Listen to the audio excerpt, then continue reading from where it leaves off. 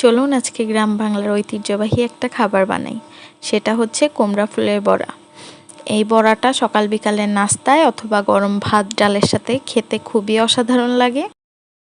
প্রথমে আমি এখানে অনেকগুলা কুমড়া ফুল নিয়ে নিয়েছি। এখন ফুল থেকে ফুলের রেণুগুলাকে আমি আলাদা করে নিচ্ছি। এই রেণুগুলা ফেলে দিতে হবে। একটা একটা করে আমি প্রতিটা ফুলের রেণু ফেলে দিয়ে পরিষ্কার করে নিচ্ছি।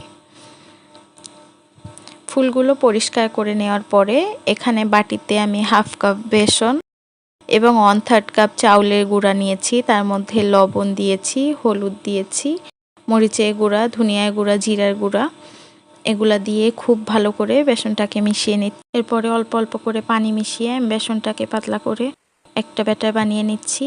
এই ব্যাটারটা একদম পাতলা এবং একদম ঘন হবে না, মিডিয়াম পর্যায়ে থাকবে। এরপরে একটা একটা করে ফুল নিয়ে এবার ফুলগুলোকে বেসনে ডুবিয়ে আমি তেলের মধ্যে ছেড়ে দিচ্ছি।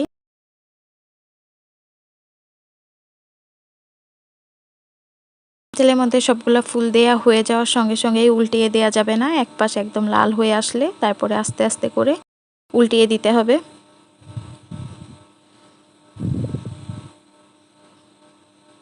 এখানে আমি মিডিয়াম আঁচে ফুলগুলাকে ভেজে নিয়েছি, একদম মচমচে হয়েছে।